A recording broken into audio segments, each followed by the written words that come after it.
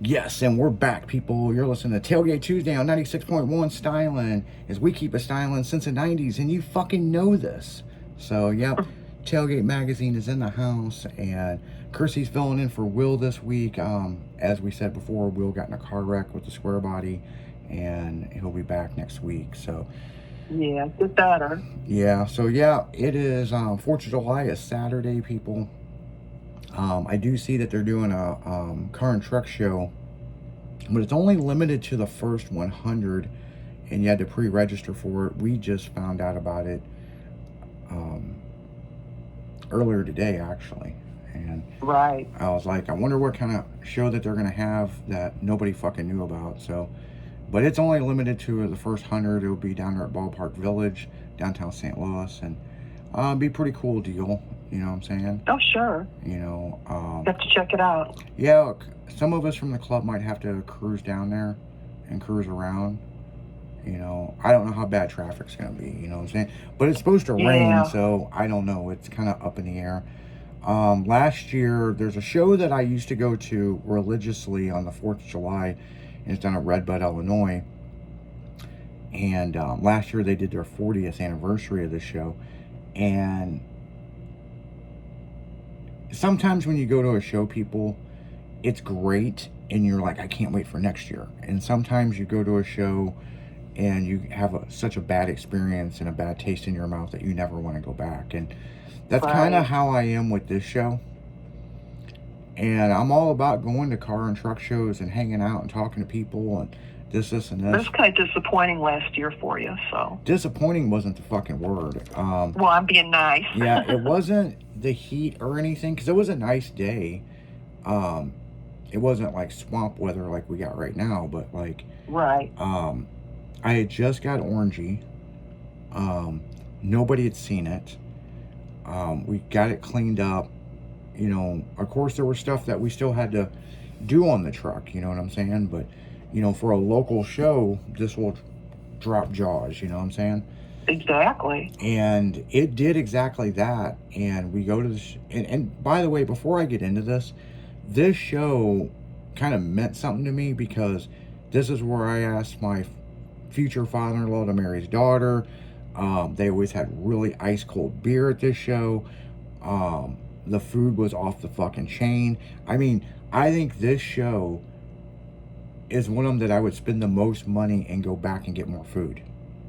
Right. And it's not like they didn't give you enough. It was just the brats, the hamburgers, the pork steaks, man, they were just that fucking good. And of course, I hadn't been to the show in several years, okay, because we were doing the street outlaw stuff out of town and all kinds of stuff, and now that, you know, I'm back in the car and truck show industry, we got this truck that nobody's seen. It's kind of a ghost. Very historic truck. It was built in Idaho. Everything on it is from 1990. And we rescued the truck. We spent a week getting the truck, a week and a half getting it put together to go to a show. And here we go, 4th of July, we go to this fucking show. It was on a Friday last year, and, you know, I couldn't wait. You know, me and a club member picked her up, and we drove down to the show. And as soon as we got there, it was already an issue. When they went to, the old man went to park us. And it's like, you know, and I said, hey, I got some other club members. We're not holding or reserving spots and blah, blah, blah. Just fucking nonstop. I'm like, okay, whatever, dude, okay? So I actually got the best parking that I've ever got at this show. Usually I'm in the fucking, out in the middle of this field in the sun. I actually got a shady spot right by the main stage. That worked out great. However, the fucking old guy that was trying to position me, I don't have power steering. The truck didn't come with power steering. And he's arguing with me that this truck has power steering, and I'm like, I think I know my fucking truck. And I'm like, you need to get out of my way so I can move forward. So I can't see behind me. There's no windows. Right. You know? And, you know, oh my fucking Lord, man. I mean, it's the most ridiculous shit I ever fucking had to deal with. And you know. And it only began. Oh, fuck. It was just insane. And so it started off there, and I almost hit the guy with the truck because he wouldn't get the fuck out of my way. And I was like, dude, I got to roll forward. Then I can get momentum so I can turn the wheel to back up. You know, so. And then he tried to argue with me and say the truck's got power steering, and it fucking clearly did. It never had power steering from the factory, okay? Exactly. And so I finally get parked. I start cleaning the truck up. And remember, this is the first show that this truck's ever been to. You know, and when I mean first show, this truck has been hid for over 20 years. Right. So nobody's even seen it. No one's ever seen it. Nobody knows this thing exists. And people are coming over massively taking pictures of it because it's 1990s. And right. So we're getting everything set up, and people are taking pictures of it, and just talking about it as this great truck, right? And then they come over to judge it, and it's like they looked at it for like 30 seconds and walked away. And I'm like, huh, they didn't like, what's going on here? They didn't even really walk around it. And so I knew going to this show, they used to have mini truck classes, and they done away with them. So it's all trucks in one class. So every damn thing with a bed on it is in the same class as me. And there was a massive amount of fucking trucks that showed up. So before we get to the trophies, let's talk about the food. The food sucked. It was the most unedible fucking food ever.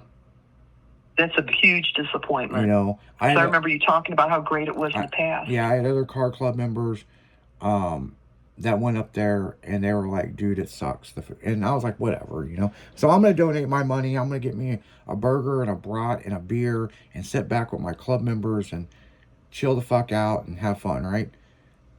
I ate part of the brat. It was just nasty. Overcooked, just fucking nasty. The burger, well, I ate part of it, and I ended up giving it to the dog. That one of the club members had a dog, and that dog didn't even want to really eat it. That's how bad it was. Oh, that's bad. Yeah. The beer, well... Was it cold? No. It was like drinking German beer. It was... Yeah. They had big thing of ice, and they were just pulling them out of the 12-packs. And they weren't even putting them in ice. And it was just a fucking nightmare. So... here we go, time for trophies. And, I really don't care about the trophies. You know what I'm saying? I mean, it's nice to win. But realistically, how they judge my truck, I figured it was going to be fucked up. And they make this announcement. Surprising to us, the biggest class is, class I, blah, blah, blah, blah, blah. And... we're going to have to, next year, we're going to have to do something different with this truck class. And I'm sitting there thinking, you fucking think, Oh, yeah. I three-way tie for third place. Second place, it was a nice truck. It was a little red wagon, like 80s truck. And that truck's actually been to indoor car shows. But first place, and this is what just pissed people off, a completely stock 1991 Dodge that literally looked like, actually, I think it was newer than that. It was more in the 2000s. And it was some old people that were affiliated with the show. And didn't they trailer it? No, they drove it back to the nursing home in it. Oh, they did? Yeah, they were bragging about, there's not very many. Well, what the story was is they bought the truck, then they went into assisted living, and they, it's a fucking truck we would drive back and forth to work every day or pull a fucking trailer with. It was nothing special. Nothing fancy. I mean, just like you said, just basic stock. Yeah, and it was complete bullshit. And we had a club member there. His truck was in a Terminator movie. And it's all airbrushed. It's a lifted F650. It's got a beautiful truck, sound wall in it. The whole bed's full of speakers. It tips back, and there's a DJ booth on top of it. we figured he would get a best of show trophy. He didn't get anything. So when people were leaving, you could just hear people bitching about the judging and everything else. And it's like, and I said right then and there, I won't be back. Oh yeah. You know, I got third place. It's cool, whatever. I know it was the first time Orangey had been to a show, and there was a lot of stuff we needed to work on with the truck. But it's fucked up when you see people taking photos of your vehicle nonstop, and it's the most Right. photographed fucking thing at the show, and just like his truck was. And But you get those old timers, and they've already made their decision before they've judged. yeah, it's really kind of fucked up the way the whole thing was, you know. Got me a moon pie here. If I can open it. There we go. So, yeah, I don't really eat these moon pies, but I don't know. I just had a hankering for one, man. I just had to have one, so. Hey, well, you need a moon pie. It's been a full moon this week. So. Yeah, I know, man. Full moon this week. So, yeah. So, like I said, you know, everybody's been to a show to where it's like, fuck this, I ain't coming back. And right. There's several shows, I'll be honest with you guys, locally, I won't be back. It ain't worth my time. And, you know, I want to go to the shows that they actually have a mini truck class and, you know, meet other fucking people with like-minded trucks like mine, you know. The show promoters that I met, a lot of them last year, they were like, we'd love for you to come out to our show. And I look at their flyer, there's no mini truck class. And it's all, right. trucks all. And I'm like, there's more damn trucks going to these shows than cars nowadays. Yeah, they need to break down those classes. When we talked about that before, it's ridiculous. One show promoter said, well, mini trucks aren't a thing no more. And I'm like, oh no, they're bigger than ever.